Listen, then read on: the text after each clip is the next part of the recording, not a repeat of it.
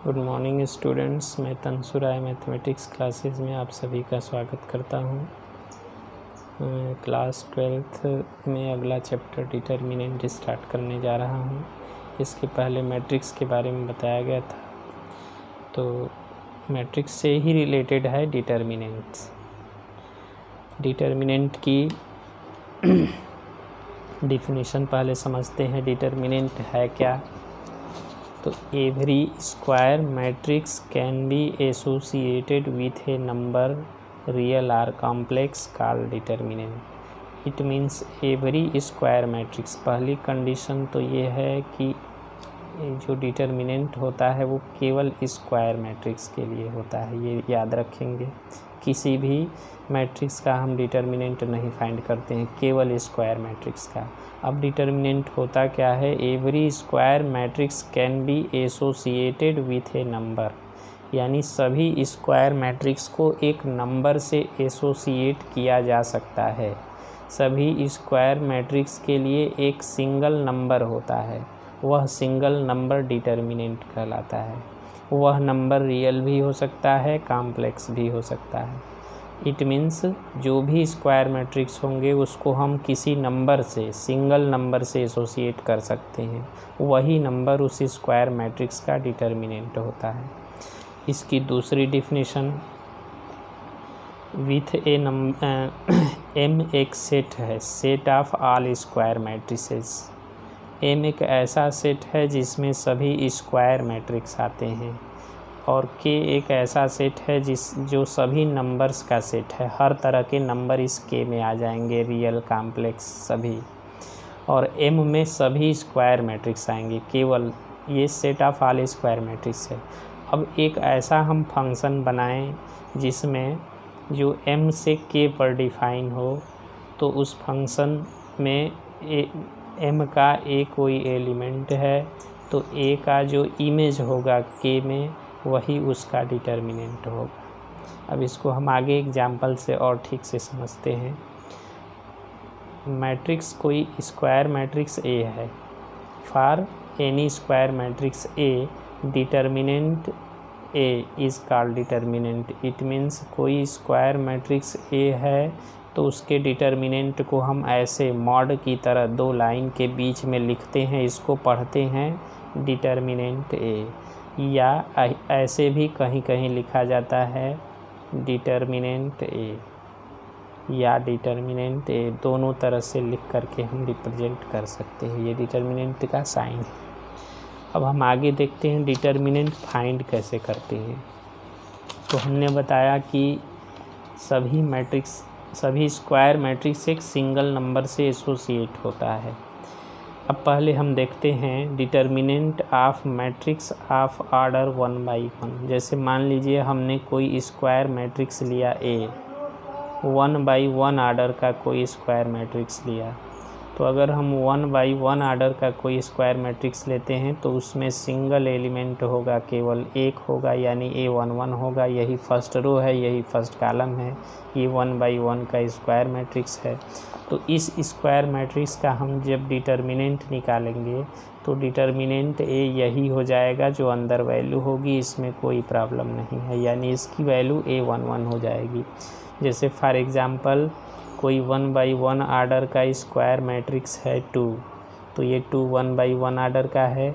अगर इस मैट्रिक्स का हमें डिटर्मिनेंट लिखना हो तो इस तरह से डिटर्मिनेंट के अंदर हम इसको लिखेंगे ए, इसकी वैल्यू 2 ही हो जाएगी। तो 1 आर्डर का है तो डायरेक्ट वही वैल्यू उसकी डिटर्मिनेंट हो जाएगी।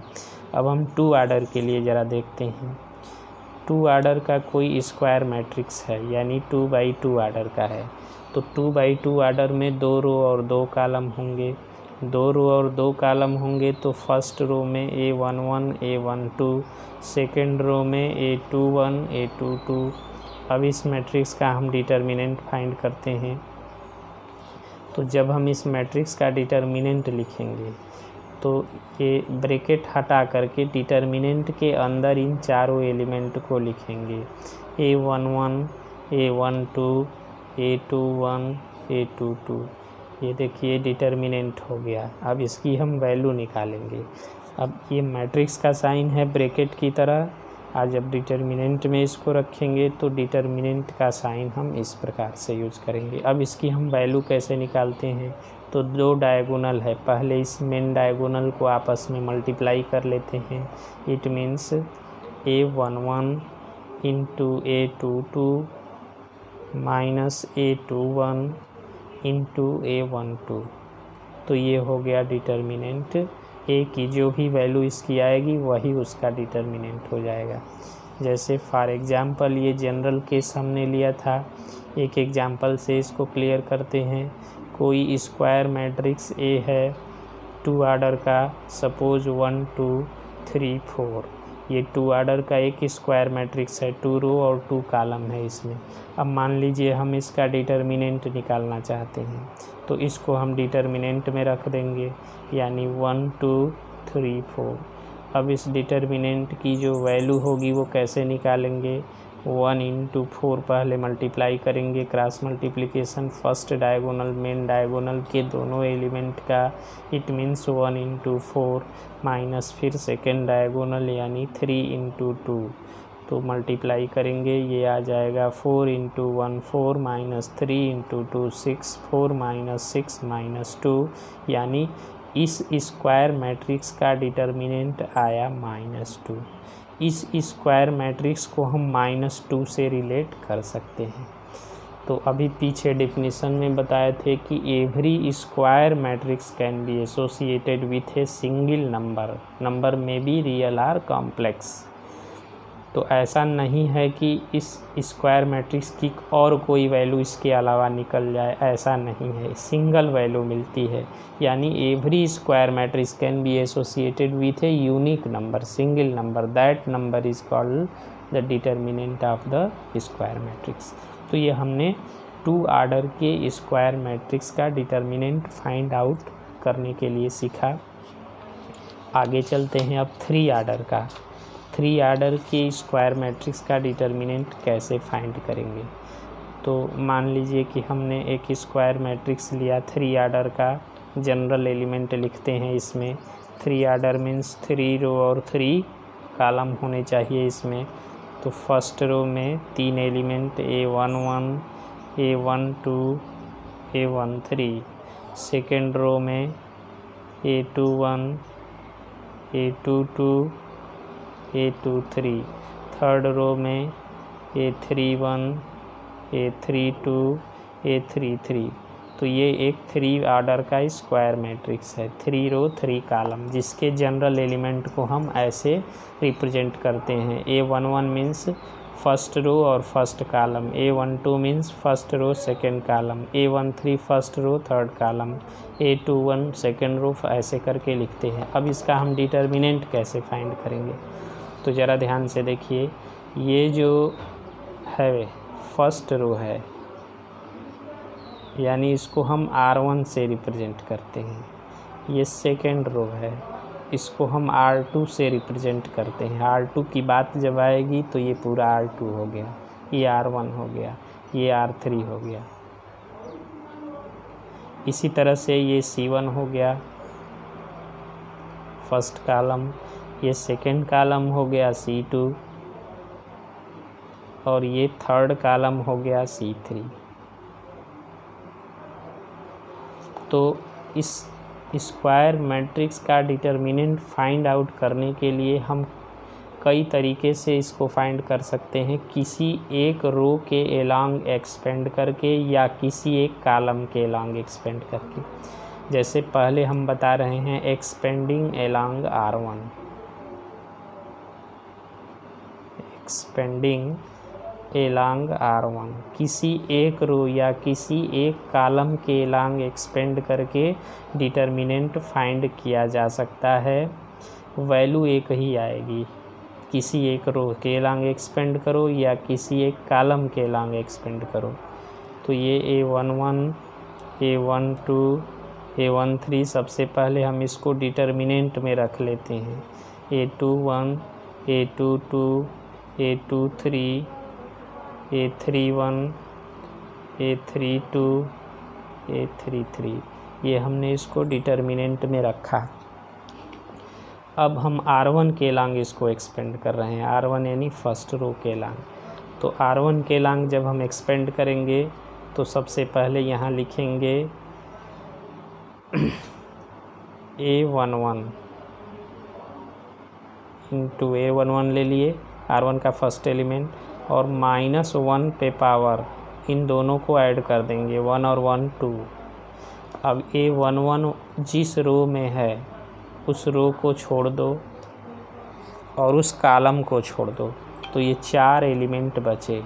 इन चारों को फिर डिटर्मिनेंट में रखेंगे, यानी A22 A23 A32 A33, ये हो गया हमारा। फिर प्लस इसके बाद फर्स्ट रो का सेकेंड एलिमेंट लेंगे, इट मीन्स A12 लेंगे, तो A12 इंटू -1 पे पावर दोनों को ऐड कर देंगे सफिक्स 1 और 2 को, तो यहाँ 3 हो जाएगा। अब फिर यहाँ पे नीचे लिख देते हैं, जगह नहीं है, इंटू डिटर्मिनेंट में।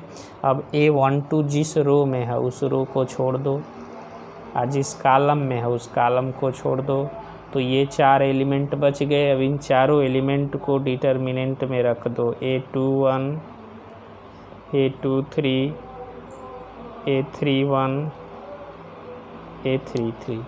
फिर हम फर्स्ट रो का थर्ड एलिमेंट लेंगे, यानी A13 लेंगे।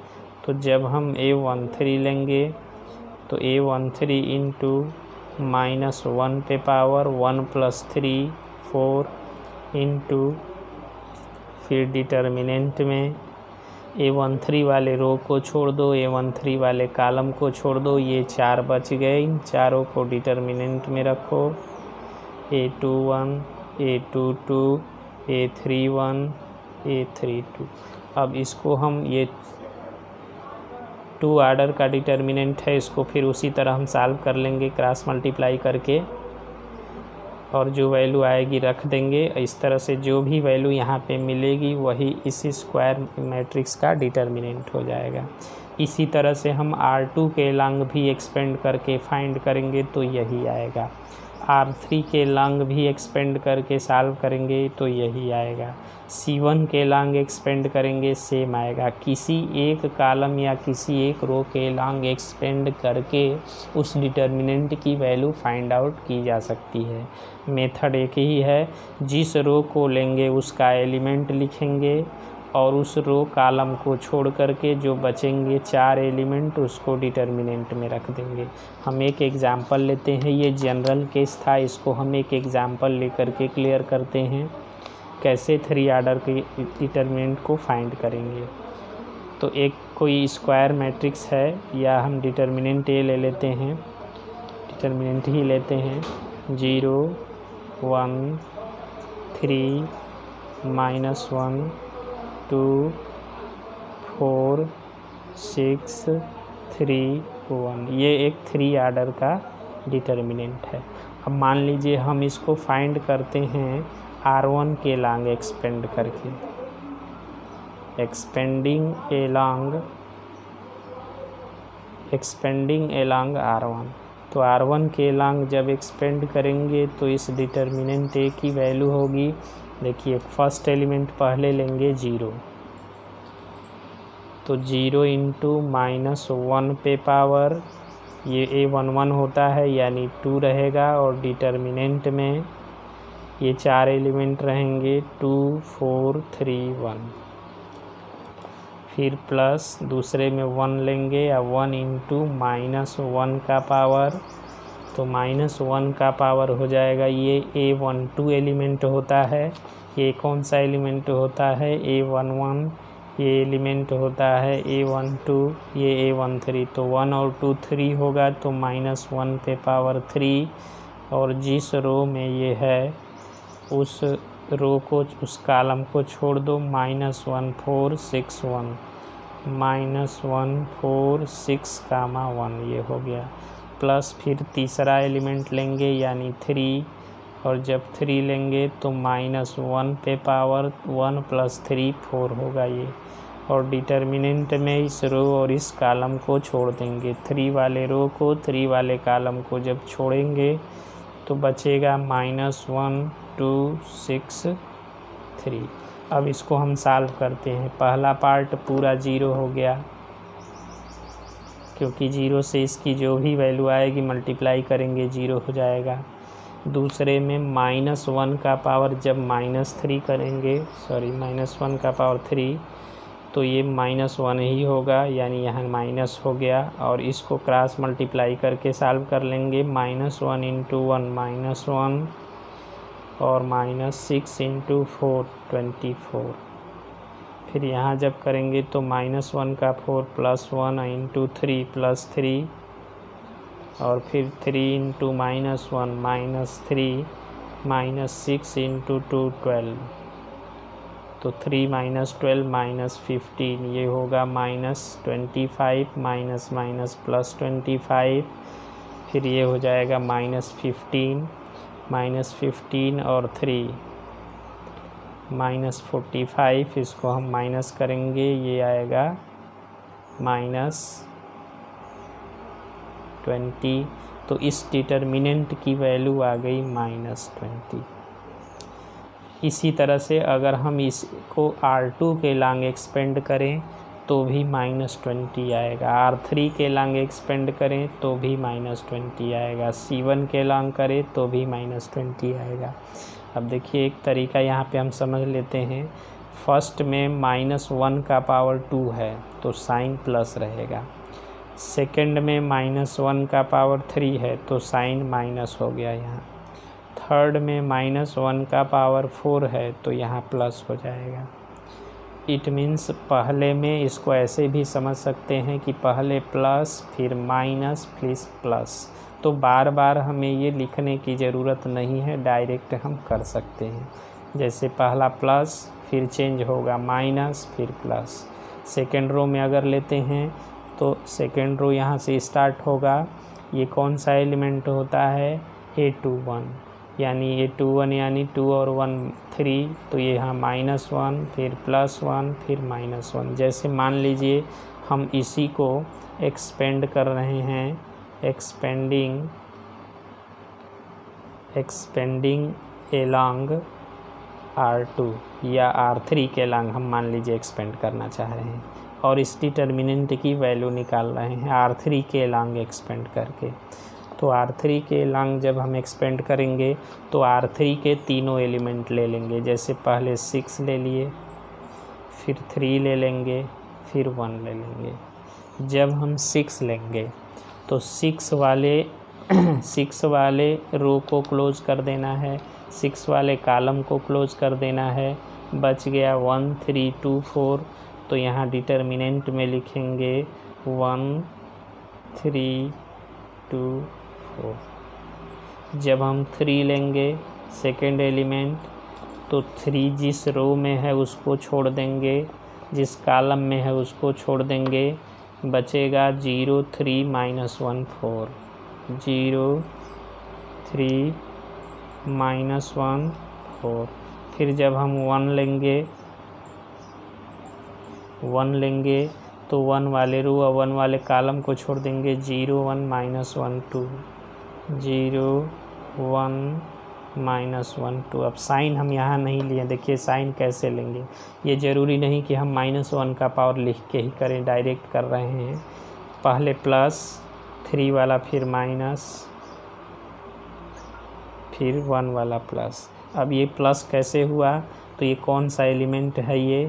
ये है हमारा एलिमेंट A21। ये जो एलिमेंट है A31 है, third row of first column का है। तो 3 और 1 4 होता है, 4 यानी इवन तो प्लस रहेगा, इसलिए पहला प्लस फिर माइनस फिर प्लस। अब इसको हम सॉल्व करेंगे। जब सॉल्व करेंगे तो सेम वैल्यू मिलेगी। 4 -6 -3 0 +3 +1, ये होगा 2 × 0 0 -+1। अब इसको सॉल्व करते हैं। 4 -6 -2 × 6 -12, और फिर -9 और +1। तो ये हो जाएगा -12 और -8 -20। देखिए सेम वैल्यू आई, जो वैल्यू पहले आई थी वही वैल्यू फिर आ गई। यानी हम R1 के लांग या R2 के लांग या R3 के लांग या C1 के लांग या C2 के लांग या C3 के लांग किसी के लांग एक्सपेंड करेंगे तो वैल्यू सेम आएगी, -20 ही आएगी। तो जिस रो या जिस कॉलम के लांग एक्सपेंड करना होगा उसके तीनों एलिमेंट बारी बारी से लेंगे, फिर जो उस रो और कॉलम को एलिमिनेट करके डिटर्मिनेंट लिखेंगे और साइन अल्टरनेट वे में लेंगे। पहला प्लस है तो अगला चेंज करेंगे माइनस फिर प्लस। इस तरह से हम कर सकते हैं 3 आर्डर का डिटर्मिनेंट फाइंड आउट कर सकते हैं। अब थोड़ा सा हम पीछे चलते हैं, जो डिफिनीशन बताए थे।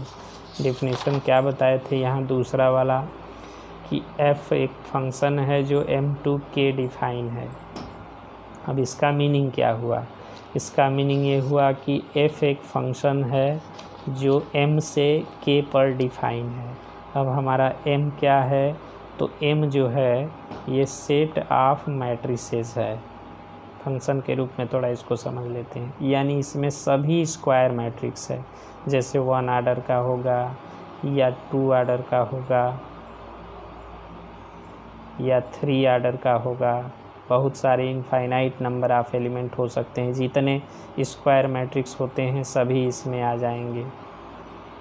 यानी m क्या है? Set of all square matrices. k क्या है? तो k है सेट ऑफ ऑल नंबर्स, यानी इसमें हर तरह के नंबर होंगे, ये रियल भी होंगे, कॉम्प्लेक्स भी होंगे। और एक फंक्शन अगर हम डिफाइन करें from m to k, m से k पर, तो हर मैट्रिक्स का जो इमेज मिलेगा स्क्वायर मैट्रिक्स का वो इसमें मिलेगा, यानी कोई ना कोई नंबर मिलेगा। जैसे इसका रिलेशन 2 से हो जाएगा क्योंकि फर्स्ट आर्डर का है, तो फर्स्ट आर्डर के स्क्वायर मैट्रिक्स का जो इमेज होगा यानी जो डिटर्मिनेंट होगा वो 2 होगा। इसका जो डिटर्मिनेंट होगा वो 0 या -0 0 हो जाएगा। इसका जो होगा, जो भी आए इमेज, जो भी सॉल्व करने पे डिटर्मिनेंट आए वो इमेज होगा। तो इस प्रकार से हम ये देख सकते हैं कि सभी स्क्वायर मैट्रिक्स का जो इमेज होगा वही डिटर्मिनेंट होगा। It means determinant if a function define from m to k, अगर कोई फंक्शन m से k पर डिफाइन है तो और m का कोई एलिमेंट a है, m का एलिमेंट मीन्स मैट्रिक्स, तो उस a का जो इमेज होगा वो उस मैट्रिक्स के डिटर्मिनेंट के इक्वल होगा। या इसी को हम दूसरे तरह से डिफाइन करते हैं कि every square matrix can be associated with a number, यानी सभी स्क्वायर मैट्रिक्स का रिलेशन एक सिंगल नंबर से किया जाता है, वही नंबर उसका डिटर्मिनेंट होता है। तो इस प्रकार से हमने जो है first order, second order, third order के स्क्वायर मैट्रिक्स का डिटर्मिनेंट फाइंड आउट करने के लिए सीखा। और कुछ क्वेश्चन इस पे कर लेते हैं, फिर आगे इसकी प्रॉपर्टीज़ बताएंगे। प्रॉपर्टीज़ मोस्ट इम्पॉर्टेंट है।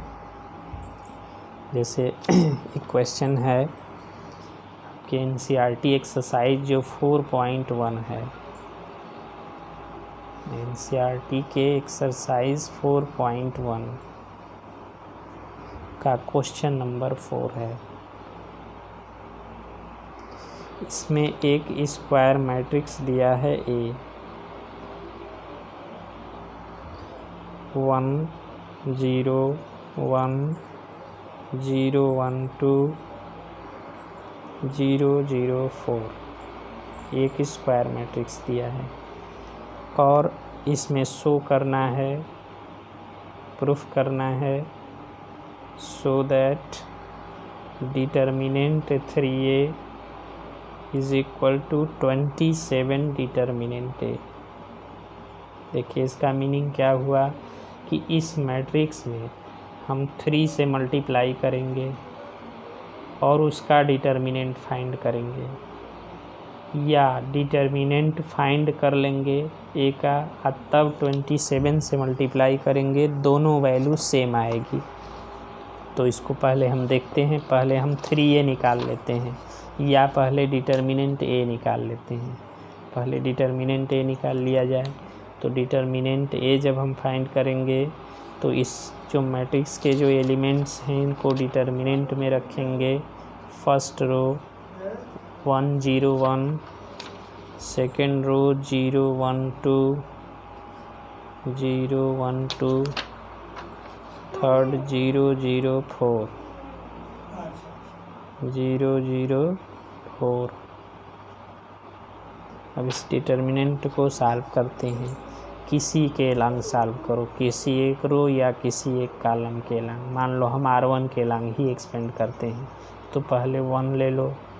जब 1 लेंगे तो 1 वाले रो को 1 वाले कॉलम को डिलीट कर देंगे। जो बचेगा, क्या बचेगा, 1 2 0 4 रख देंगे। देखिए 1 प्लस लिए, अब फिर माइनस लेंगे, तो माइनस लेंगे तो 0 इंटू फिर डिटर्मिनेंट में 0 वाले रो को 0 वाले कॉलम को छोड़ देंगे। 4 एलिमेंट बचेंगे, 0 2 0 4। सॉरी, सही गलत हो गया। चलिए इसको यहाँ लिख देते हैं, -0 इंटू 0 2 0 4। 0 लिए तो 0 वाले रो को 0 वाले कॉलम को छोड़ दो, 0 2 0 4। फिर +1 लेंगे। 1 जब हम लेंगे तो 1 वाले रो को 1 वाले कॉलम को छोड़ देंगे, बचेगा 0 1 0 0। अब इसको सॉल्व कर लेते हैं। Plus minus plus, 4 into 1 4, -0 into 2 0, 4 - 0 4। फिर माइनस ये टोटली 0 हो गया, प्लस 0 इंटू 0 0, -0 इंटू 1 0। तो ये हमारा आंसर आ गया 4। तो हमने क्या किया, पहले डिटर्मिनेंट a फाइंड किया। अब हम 3a निकाल लेते हैं। 3 इंटू a, यानी जो स्क्वायर मैट्रिक्स था उसमें 3 से पहले मल्टीप्लाई करोगे। तो जो स्क्वायर मैट्रिक्स था इसके सभी एलिमेंट में 3 से मल्टीप्लाई कर देते हैं। 3 0 3 0 3 6 0 0 12। पीछे बताया गया था कि किसी मैट्रिक्स में जब हम किसी स्केलर से, कांस्टेंट से मल्टीप्लाई करते हैं तो जो है सभी एलिमेंट में मल्टीप्लाई हो, तो सभी में हो गया मल्टीप्लाई। अब हम डिटर्मिनेंट 3a फाइंड करेंगे यहाँ। तो अब फाइंड कर लेते हैं determinant of 3a। Determinant of 3a जब फाइंड करेंगे तो डिटर्मिनेंट में हम लिखेंगे सभी एलिमेंट को, यानी 3 0 3। ध्यान रहे जब डिटर्मिनेंट लिखते हैं तो डिटर्मिनेंट का साइन लगाएंगे, जब मैट्रिक्स में रहेगा तो मैट्रिक्स का साइन लगाएंगे। तो ये डिटर्मिनेंट में हमने लिख दिया। अब इस डिटर्मिनेंट को सॉल्व करेंगे। तो 3a, अब इसको सॉल्व कर लेते हैं किसी एक रो के लॉन्ग। अब एक चीज़ और यहाँ पे समझ लीजिए कि किसी भी डिटर्मिनेंट को सॉल्व करने के लिए हम ये देखते हैं कि किस रो में या किस कॉलम में मैक्सिमम 0 है, उसको सॉल्व करेंगे तो आसानी से होगा। जैसे फर्स्ट कॉलम में हम देख सकते हैं कि फर्स्ट कॉलम में 2 0 दिखाई दे रहे हैं, इसलिए हम इसको एक्सपेंडिंग अलोंग C1 कर देते हैं। इसको सॉल्व करने के लिए हम एक्सपेंड कर दे रहे हैं, एक्सपेंडिंग अलोंग फर्स्ट कॉलम यानी C1 ये है। तो इसको सॉल्व करते हैं C1 के लॉन्ग। तो पहले लेंगे 3। जब 3 लेंगे तो 3 वाले रो को 3 वाले कॉलम को छोड़ देंगे, तो ये होगा 3 6 0 12। अब देखिए 3 पहले प्लस लिए हैं, फिर 0 वाला माइनस ले लेंगे। तो 0 वाला जब माइनस लेंगे तो 0 वाले रो को 0 वाले कॉलम को छोड़ देंगे, तो 0 3 0 12। तो प्लस माइनस फिर प्लस, फिर जब हम 0 लेंगे तो 0 वाले रो को 0 वाले कॉलम को छोड़ देंगे, तो 0 3 3 6। अब ये दोनों पार्ट 0 हो जाएंगे क्योंकि इसमें 0 से मल्टीप्लाई है, इसीलिए जिसमें अधिकतम 0 हो उसी रो या उसी कॉलम के एलांग उसको एक्सपेंड करते हैं। तो हम इसको एक्सपेंड कर लेते हैं।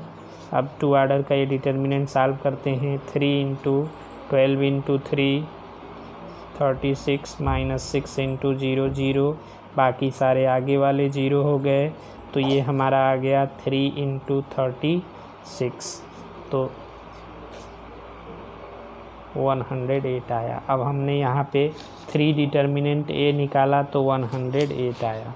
प्रूफ हमको क्या करना था, प्रूफ ये करना था कि 3 determinant A equal to 27 determinant A. तो अगर हम इसको 27 से डिवाइड करें तो ये आ जाएगा 27 इंटू 4, इसको हम 108 को लिख सकते हैं क्योंकि 27 इंटू 4 108 आएगा। तो 3 determinant 3a is equal to 27 into 4 determinant a की वैल्यू है, तो ये 27 इंटू डिटर्मिनेंट a आ गया। यही हमको प्रूफ करना था, शो करना था, प्रूफ हो गया। ठीक है, अब यहाँ से एक रिजल्ट और हम समझ सकते हैं जो मोस्ट इम्पॉर्टेंट है, जिस पे क्वेश्चन अक्सर 1 नंबर में छोटे क्वेश्चन कंसेप्चुअल क्वेश्चन पूछ दिए जाते हैं। ये जो स्क्वायर मैट्रिक्स है,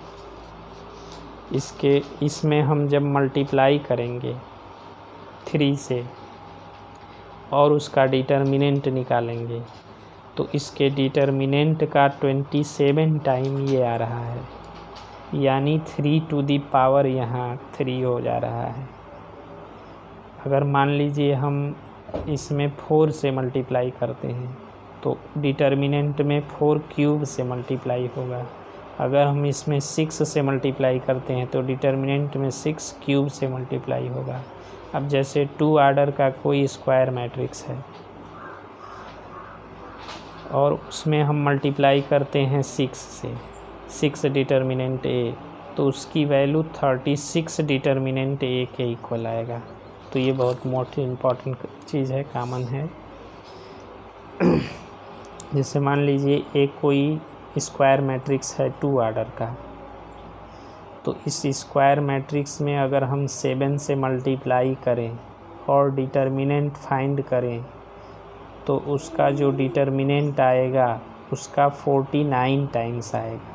क्यों 49 टाइम? क्योंकि 2 आर्डर का है तो 7 स्क्वायर हो जाएगा। अगर 3 आर्डर का है और हम इसमें 7 से मल्टीप्लाई करें तो 7 क्यूब से मल्टीप्लाई हो जाएगा डिटर्मिनेंट में। तो ये मोस्ट इम्पॉर्टेंट रिजल्ट है, इस पे क्वेश्चन पूछे जाते हैं, आगे क्वेश्चन कराए भी जाएंगे नेक्स्ट अगले वीडियो में। धन्यवाद।